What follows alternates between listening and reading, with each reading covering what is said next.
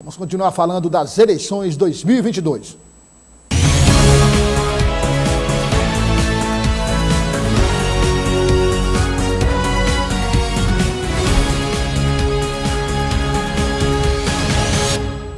Eleições 2022. Oferecimento: Piarte, ITT Net, Cercos Nordeste. Como eu disse, estamos nos aproximando do período eleitoral. A gente está recebendo aqui no estúdio o advogado Alisson Soares, ele é especialista em direito eleitoral, vice-presidente da Comissão de Direito Eleitoral da OAB Seccional Piauí.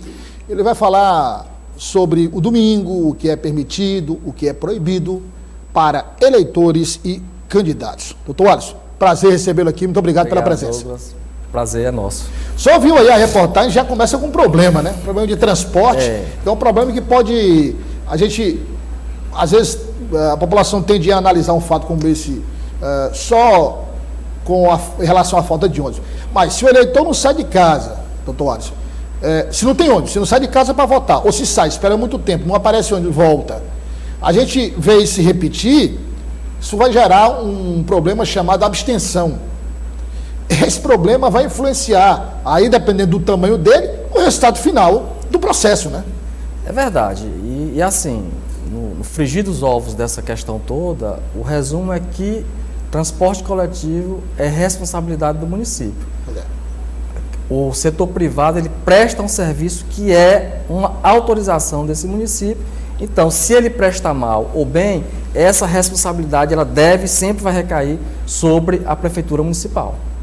Então, a gente vê, por exemplo, uma situação como essa, doutor Alisson, o Ministério Público, a própria Justiça Eleitoral, ao perceber e, de uma certa forma, até constatar, tiver provas de que muita gente deixou de votar por falta de transporte. Pode haver algum tipo de ação? Claro, pode sim haver responsabilização do município. Se o município ele é obrigado a prestar o serviço de qualidade, e que esse serviço não está sendo prestado, né? Porque o município não acompanha, ou porque Só me permita, nesse caso específico, a determinação do Supremo Tribunal Federal. Sim, o Supremo ele determinou justamente para que as frotas elas pudessem estar de forma regular, como se fosse um dia normal. Teresina expediu-se aí que 70%, uma ordem de serviço, né? O município expediu que 70% da frota estivesse aí disponível. O problema é que temos esse gargalo, que já vem de muito tempo aí com a prefeitura, e que isso vem refletir justamente num dia crucial para a nação, para o Estado, para a Câmara, né, para o Congresso Nacional, que isso não era para acontecer. E aí, então, nesse caso, a responsabilização, ela pode vir tanto da Justiça Comum, como, no caso do domingo, da Justiça Eleitoral também. Sim.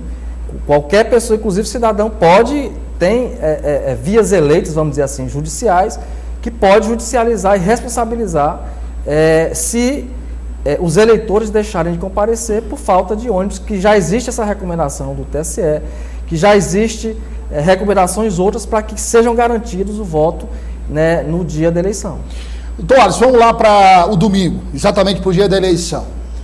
No que diz respeito aos eleitores, a gente fazendo assim um balanço, claro que são muitos detalhes, mas no geral, pela experiência que já tem de outras eleições, vamos aqui primeiro para o que é permitido aos eleitores no dia da votação, levando-se em consideração até a hora do voto.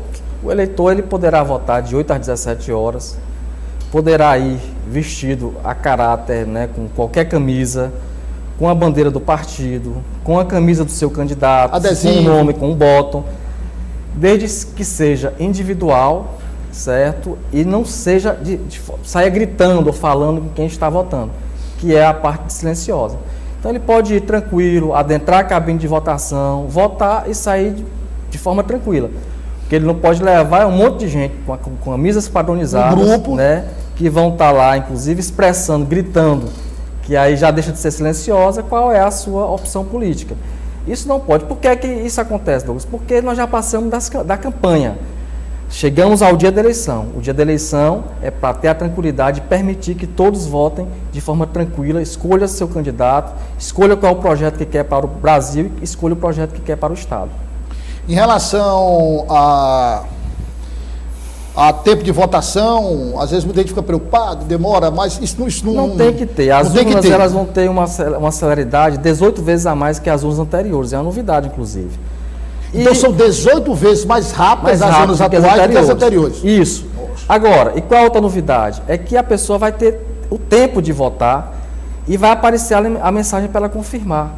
E nesse período nós teremos 1 segundo em que ela terá a possibilidade de confirmar ou não. Ainda que ela confirme, se não tiver dentro desse 1 segundo, não será confirmado. Justamente para ela ter aquela oportunidade de ver que votou correto, de verificar e confirmar ou não. E também verificar se errou para corrigir. Se ela errou, ela corrige. É por isso que nós vamos ter esse segundo, mesmo que o eleitor não queira. Mesmo que ela coloque lá, já vote e já insira no confirme, não vai confirmar diretamente. Porque nós vamos ter esse delay, vai ter esse delay para essa confirmação. Então, o eleitor que está nos acompanhando, não é problema na urna. Justamente para a gente elidir aquela possibilidade do eleitor votar e votar rápido, nem dá tempo ele perceber quem está votando. Ah, eu votei, mas não vi o meu candidato. Ele vai dar tempo ele ver a face do seu candidato. Então, só para esclarecer, não é defeito na urna, é realmente o sistema que dá essa opção para que você, de repente, digite um número. Você vai votar para deputado estadual, são 5 números. Aí você digitou um errado, coincidiu com outro candidato. Vai ter Antes não, você confirmava ali, não tinha mais como voltar atrás. Agora não, tem esse tempinho, você viu a foto, não é do seu candidato, opa, vou aqui corrigir, volta aqui, volta de novo. Então, o tempo que for preciso, você tem para votar tranquilamente, sem nenhum tipo de problema. Na sessão eleitoral, ali, antes da votação, doutor Wallace, o que o eleitor perceber de estranho, ele comunica a quem? Ao mesário, ao policial, qual o procedimento? Ele pode comunicar à mesa receptora, ele pode comunicar aos fiscais de sessão, que terão de ambas as coligações, eventualmente pode até estar passando alguns dos delegados, e também vai estar circulando juízes eleitorais, o Ministério Público Eleitoral, polícia, advogados, e as forças de segurança estarão a 100 metros. Nós temos essa novidade. Antes você tinha o policial praticamente dentro do colégio eleitoral. Agora não. As forças de segurança elas estarão de prontidão a 100 metros. Qualquer incidente, qualquer violação à legislação eleitoral, qualquer pessoa poderá se dirigir às forças de segurança para resolver aquele incidente. Doutor Wallace, outro problema também que tem recebido aqui, essa história de não poder levar o celular para a cabine, né? Você não pode levar o celular para a cabine. Porque registrar o voto, fotografar ou filmar, todo mundo sabe que não pode. Não pode. Mas antes se levavam o celular. Não é suficiente já não saber que não pode, doutor? Douglas, olha, como nós somos advogados eleitorais, eu estou até aqui com a presença do doutor Luiz Francivano, que está aqui me acompanhando. Doutor Luiz, obrigado pela presença também. E nós tivemos muitas ações eleitorais em que eleitores eram obrigados a registrar, fotografar quem estava votando para poder prestar conta para o candidato. Aí o senhor está falando de voto comprado, né? Então, essa é uma das questões que coíbe que isso aconteça. Que coisa, hein? Por isso que o celular ou qualquer aplicativo de comunicação que possa registrar, ele não deve ser levado à cabine de votação, ainda que ele esteja descarregado ou desligado. Quer dizer só para deixar claro aqui, várias ações foram protocoladas. Foram protocoladas porque o candidato comprava o voto e exigia do eleitor, você chega na cabine, você tira a foto. E mande pelo WhatsApp. Para eu saber que você votou. Você votou em mim. Entendeu? Então, o TSE, às vezes a gente não, não sabe entende as razões. Ele só não sabe o seguinte, que o eleitor que é sabido, ele pode botar ali o nome, tirar a foto e depois corrigir o voto. Né? Tem essa... Então, verdade. Então, assim, todas essas razões que o TSE tem trazido, elas têm uma razão de ser, né? Para coibir, por exemplo, esse tipo de questão. As armas, por exemplo, somente o policial em serviço militar, aquela força de segurança que esteja lá, poderá adentrar para voltar e retornar, mas nenhum militar que esteja, por exemplo, nenhum policial que está paisando lá na fila pode usar arma. Não pode usar arma, nenhum candidato, ainda que ele tenha porte de arma, ainda que ele seja da Força de Segurança, se ele não estiver de serviço, e obviamente o candidato não vai estar de serviço, ele não pode adentrar a cabine, ao colégio eleitoral, ele não pode estar 100 metros do colégio eleitoral. Qualquer civil que tenha porte de arma, ainda que seja militar, se ele estiver nas mediações a 100 metros, ele responderá por essa violação à legislação eleitoral. Imagina que os candidatos não farão isso, porque, claro, os candidatos são bem informados, mas eu acho que tem muita gente aí que tem porte de arma que pode confundir e, de repente... Isso nós tivemos problemas nas eleições passadas, né, de pessoas votando, exibindo a arma, inclusive dentro da cabine de votação. Então, é uma forma também de coibir, deixar que as pessoas possam ir tranquilamente, seguras, de que estão as forças de segurança, de que ninguém vai estar armado dentro do colégio eleitoral, para que mantenha a integridade física de todos. E, obviamente, que quem é candidato, que porventura for votar e tiver o porte de arma, certamente não vai causar esse tumulto, porque é o bom senso da democracia. Então, Alisson, outra questão, em relação ao voto, vai ter biometria? A biometria hoje já está cadastrada em todas as sessões eleitorais ou ainda tem sessão que não tem biometria? Vai ter biometria. E outra coisa, quando o eleitor se dirigir para a mesa receptora, a primeira coisa que vai ser analisada é se ele está no caderno de votação. Pode ser que ele não esteja, mas se ele não tiver no caderno de votação, ele vai estar inserido no sistema que poderá se verificar. Então, ele vai sim poder votar. Ainda que ele não esteja no caderno de votação, mas ele já está inserido lá na programação. Quer dizer, ele é eleitor, está cadastrado?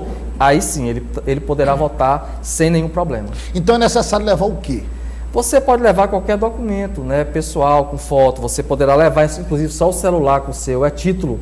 Né? Inclusive, quando eu vou votar, eu utilizo o celular. Vou levar o meu celular. Ou o título mesmo físico. Ou o título físico, vou deixar lá na mesa receptadora e vou me dirigir à cabine de votação, vou registrar meus 5 votos da urna e vou retornar. Lembrando que ocorre de, às vezes, o eleitor querer votar só em 2 candidatos. Né? Não quero votar nos outros 3, ele vai sair da cabine de votação. O que é que vai acontecer? Aqueles 2 votos ou 3 votos que ele digitou, que ele que depositou na urna, serão considerados válidos, certo? E os outros 2, a urna terá que ser liberada e será computado como voto nulo. Então, quer dizer, são 5 votos. O eleitor foi lá, votou em 3. Eu vou deixar, não quero votar nos outros 2 cargos. E ele nem votou branco, nem vai anular, saiu. E esse procedimento de fechar a votação é da mesa. É da mesa, a mesa vai liberar a urna e esses votos serão, que não foram digitados, serão anulados. Então eles vão como votos nulos. Isso. Que é para a votação prosseguir. Tem que seguir. Agora, levando o documento, ainda assim, mostrando o documento e o mesário constatando que o nome está no caderno daquela sessão ou no sistema, tem que ir na biometria ainda? Não, basta que ele apresente lá o documento e que esteja no caderno de votação e que ele esteja também lá no sistema. Basta isso. Não é possível, por exemplo, não levar no documento e usar só a biometria? Não, é importante levar o documento. Tem que levar o documento. E aí a pergunta muita gente pergunta, qual a função então da biometria? Não, a biometria é para identificar que existe todo o cadastro, né, dos eleitores, inclusive porque só é possível você, hoje, nas urnas eletrônicas, só é possível você votar se houver o cadastro, todas as informações, inclusive o cadastro da biometria. Quer dizer, se você está no caderno, mas não tem biometria, não pode votar. Se você leva só uma biometria e não leva, por exemplo, um documento, você não pode votar. Você não pode votar. Tem que levar um documento. Agora, no caso dos candidatos, você já falou aí, é proibido o candidato levar a arma, usar a arma, está com a arma a 100 metros do local de votação. E o que é proibido em relação aos candidatos? Porque o candidato é bistenado, viu, Eduardo? Olha, veja só, nós temos até amanhã, o dia 2, até às 22 horas, para que qualquer candidato, a militância que esteja nas ruas, elas possam disponibilizar o material, o santinho, as propostas. Isso é até às 22 horas. Pessoas que às 22 horas do sábado. Do sábado, do dia 1º. Então, passou das 22 horas, encerra a caminhada, encerra a carreata e encerra a distribuição de material. Então, o eleitor ele vai ter que já estar preparado para que no dia 2 ele já esteja com esse material, com a cola, para que ele possa utilizar, se tiver alguma dificuldade, utilizar no dia da eleição. Então, o candidato que for pego distribuindo material vai estar respondendo por um ilícito eleitoral, inclusive sendo preso em flagrante, sendo conduzido para que se faça o procedimento. Não só o candidato, como também o eleitor. Assim como na madrugada, que geralmente costuma ocorrer, de pessoas estarem distribuindo material na porta de casa, isso é vedado, é proibido. Se isso estiver ocorrendo, qualquer pessoa poderá denunciar. Onde é que registrar com o celular, foto, vídeo, mandar para... encaminhar pelo Pardal. O Pardal hoje é o principal instrumento que nós temos, que já cai direto lá na caixa lá do Ministério Público Federal, que você pode registrar fotos, você pode trazer alguma informação, você pode gravar vídeo e anexar toda essa documentação no Pardal. Aliás, o senhor falou em cola aí. O eleitor pode levar cola tranquilamente. O eleitor pode e deve levar cola. É para evitar. A cola evita, por exemplo, a demora. A demora. Você está com ele os números ali já. Já vai preparado, já vai com a cola lá, no jeitinho de votar naquela sequência. Doutor Alisson, em relação aos candidatos, então vamos lá, o candidato também vota, claro, o candidato também é eleitor, então ele vai lá votar. Ele chega na sessão dele, ele pode chegar a cumprimentar as pessoas, ou ele não pode cumprimentar, tem que chegar, ficar na fila, esperar. Os advogados que estejam trabalhando na campanha eleitoral, os candidatos que estejam disputando o processo eleitoral, eles poderão circular normalmente durante o processo eleitoral, no processo de votação, em todos os colégios eleitorais, em todas as sessões eleitorais. Obviamente, você não vai aceitar um candidato chegar com um grupo de pessoas, tá, uniformizadas, porque isso causa o efeito, né, já visual de que ali tem uma campanha. Então, ok, o candidato ele vai chegar, deve cumprimentar a mesa, deve cumprimentar os eleitores que estão na fila, inclusive, isso não tem nenhuma dificuldade, não tem nenhuma proibição. Ele não pode distribuir material de campanha, ele não pode assediar o eleitor para votar nele, porque esse momento de convencimento ele já passou. Agora, essa atenção que deve ter os próprios eleitores e candidatos, que é exatamente o período de maior intensidade no cometimento desses crimes, compra de voto, distribuição de santinho, aliciamento de eleitor, é depois das 10 horas do sábado até o início da votação. Isso ocorre muito e ocorre também durante o período da votação. E ocorre durante o período da votação, de forma que a grande impedimento não é de conversar com as pessoas. Fora do processo eleitoral, fora lá, você pode conversar. Porque você não pode estar lá na fila, dentro já do colégio eleitoral, fazendo aquele convencimento ou distribuindo aquele material, porque esse momento ele já passou. Lembrando que os eleitores eles terão veículos cadastrados pela Justiça Eleitoral, até foi colocado aqui, que poderão fazer o deslocamento de eleitores. E aí a gente recebe algumas perguntas, eu venho agora de outro veículo de comunicação, e a pessoa diz, mas minha família, meu vizinho, eu posso levar para votar? Porque eu não sou cadastrado na Justiça Eleitoral. Claro que pode. Porque a intenção dele não é aliciar o eleitor. Carona, ajudar. Carona, vai lá, volta. É uma situação dessa que não tem onde. Isso. Agora, o que não pode é um veículo privado, que não foi cadastrado na Justiça Eleitoral, ficar circulando na intenção, inclusive, provável, porque ninguém vai ficar circulando só para ajudar, mas na intenção, inclusive, de aliciar o eleitor. Esse momento já passou e será vedado. Assim como eleitores que moram em outros municípios, a PRF ficará de prontidão e quando nas abordagens que ocorrerem, ela fará essa abordagem, saber qual é o objetivo, né, se está circulando, levando pessoas para municípios. Obviamente, se lá tiver uma família e for de cara, de pronto, verificado que ali é apenas uma carona, que não há nenhum interesse de aliciamento do eleitor, não terá nenhum problema.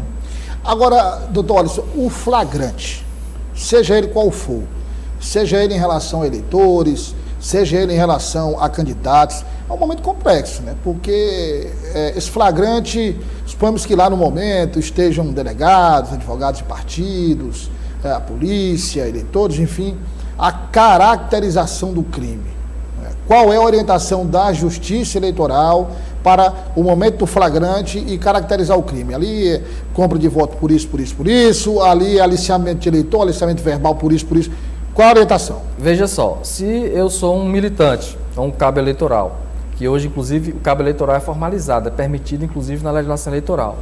Se eu sou um cabo eleitoral, eu estou próximo de um colégio eleitoral, estou com meus bolsos cheios de santinho e estou distribuindo esse material, e há um flagrante, inclusive com a presença já de agentes ali, qual é o procedimento? É conduzir para a delegacia de polícia, que lavará um termo de flagrante, e que geralmente são crimes de menor potencial ofensivo, e essas pessoas serão, dentro desse flagrante, feito o procedimento policial, serão liberadas, mas responderão por aquele crime. Isso vale para todo mundo? Isso vale para todo mundo, vale para o candidato e vale também para o eleitor. E isso o senhor está falando de um delito mais leve. Mais leve. Isso vai depender muito do que se vê. Poderão ocorrer delitos mais graves que, inclusive, poderão não caber, né, essa possibilidade, esse privilégio de ser ouvido e ser liberado. Doutor Alisson, todos os delitos vão ser neste dia, claro, lógico. Quem vai lá e mata alguém num bairro, em função de facção criminosa, de uma briga, isso não tem nada a ver com eleição. Mas, via de regra, tudo que tiver ali, mesmo que indiretamente relacionado ao processo eleitoral, vai ser flagrado, vai ser levado para a delegacia e se abrirá um processo obedecendo à legislação eleitoral. Né? Eleitoral. Nós sabemos que a Justiça Eleitoral é uma justiça especializada. Então, nós não temos delegacias especializadas no eleitoral, nós não temos delegados especializados no eleitoral. Então, nessa situação, atuam no processo eleitoral as delegacias de Polícia Civil, né, inclusive do Estado, as delegacias também de Polícia Federal. Então, todos esses agentes públicos, eles são competentes para atuar nas eleições, lembrando que apenas a competência de tramitação desses processos eleitorais é que serão na Justiça Eleitoral. Né? Juiz eleitoral, TRE, TSE. Agora, horário de votação, vamos usar aqui um termo geral, os portões, as portas, enfim, serão abertas às 8. Às 8. Às 8. Então você pode chegar lá às 7h30, 7h40, esperar alguma fila. Os fiscais, eles chegarão, né, e a mesa receptadora, eles chegarão mais cedo para instalar a urna, emitir a zerésima, o status da zerésima. Para mostrar a zerésima, mostrar que a urna não tem voto algum. Ele vai mostrar o nome dos candidatos com 0 votos de todos os candidatos, mostrar que não tem nenhum voto ali depositado. Feito isso, será assinado por fiscais, pela mesa receptadora. Às 8 horas inicia o processo de votação. Se já tiver gente fora, forma-se uma fila. Forma-se uma fila. Encerra-se às 17 horas. O que é que ocorre? Os portões devem fechar às 17 horas. Passou 17 horas, não entra mais ninguém. Mas quem já estiver na fila, dentro do colégio eleitoral, será distribuído, depois das 17 horas, uma senha na fila, será recolhido o documento, levado para a mesa receptora e todos terão direito, independente de que horário, se for 6, se for 7 horas da noite, eles terão direito a votar. Seu documento é recolhido, chegou a sua vez, você vai lá com o documento, volta, pega o documento e volta e vai embora. Pronto. Vai embora. Tranquilo. Não tem isso. Agora, estando fora depois das 5, acabou. Aí não entra mais. Aí não entra mais. Aí, só para a gente encerrar, Alisson, e a justificativa? Por exemplo, quem está em outro estado, em outra cidade, ou quem está na própria cidade, que não viajou, mas por um motivo ou outro não pôde votar. Isso, nós tivemos a possibilidade do voto em trânsito, que já passou o prazo, né? Pessoas que já estejam em outro município poderão fazer votar, e as pessoas que não vão votar por um motivo ou outro, terão essa possibilidade de justificar, e alguns dias depois, inclusive, poderão justificar o motivo de não ir para a eleição. Lembrando também que nós tivemos uma outra novidade. O TSE, ele elidiu, porque é o seguinte, nós temos os eleitores que passaram 3 eleições sem votar, consecutivas, eles não podem votar. Tem a multa e não vão poder votar. Tem o título cancelado. Tem que regularizar a situação. Tem que regularizar, que não há mais tempo. O tempo já passou. Mas nós temos pessoas, inclusive, que perguntaram em outro veículo agora, olha, eu deixei de votar em 3 eleições, contando com 2020. 2020 não conta. Por que não conta? Porque o TSE entendeu que devido à pandemia, né, onde as pessoas tinham, inclusive, até receio e medo de votar, ela elidiu a possibilidade de cancelar o título. De contar 2020 como uma terceira vez. Como uma terceira vez. Então abriu-se a regra continua valendo. Abriu-se a exceção em 2020. Agora, se você se completou em 2022, agora completa a terceira vez, você ainda pode votar. Você ainda pode votar. É isso. Aí não tem problema. Então é bom prestar atenção a esses detalhes aqui, muitas informações que o doutor Alisson passou, tanto para eleitores como para candidatos, principalmente para os eleitores. Doutor Alisson, muito obrigado pela presença. Só mais uma informação que eu considero importante. Até às 23 horas de amanhã, a partir das 23 horas do dia 1º, às 19 horas do dia 2, não poderá ter distribuição e nem venda de bebida alcoólica. É a lei seca. Aí é que o povo... parece um negócio. O cara sabe que, 23 horas do sábado, às 19 horas do domingo. Então, assim, poxa, dá para... Né, se fosse um alcoólatra também, mas assim...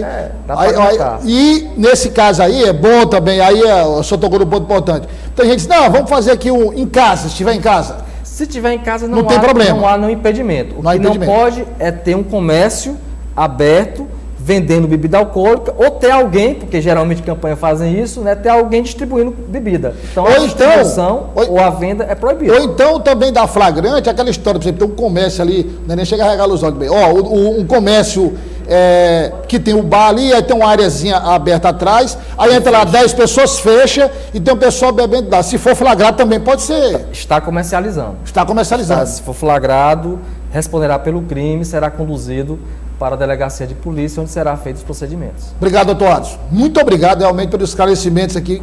As pessoas que estavam nos acompanhando aqui estão bem informadas agora o que pode e o que não pode, né? Dar mais uma informaçãozinha que eu considero importante. Nesse processo eleitoral, houve muito questionamento sobre a validade das urnas, sobre a idoneidade do processo eleitoral. E nós estamos num processo diferente. Nós recebemos numa comitiva 25 estrangeiros da OEA, da Organização dos Estados Americanos, onde eles montaram aqui um processo de observatório do processo eleitoral. Junto a eles está a OAB Nacional e várias outras instituições de transparência. Após o processo eleitoral, esses organismos, por exemplo, a OEA, ela emitirá um relatório para dizer como é que foi o processo eleitoral do Brasil.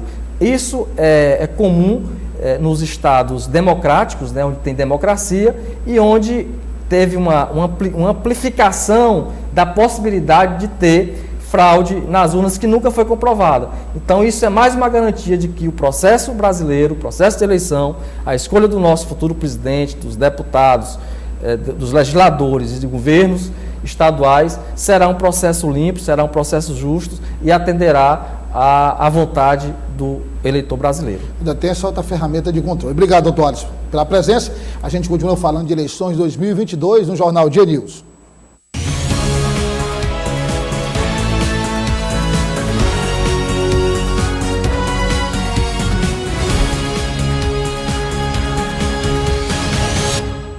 Eleições 2022. Oferecimento Piarte, ETT Net, Cercos Nordeste.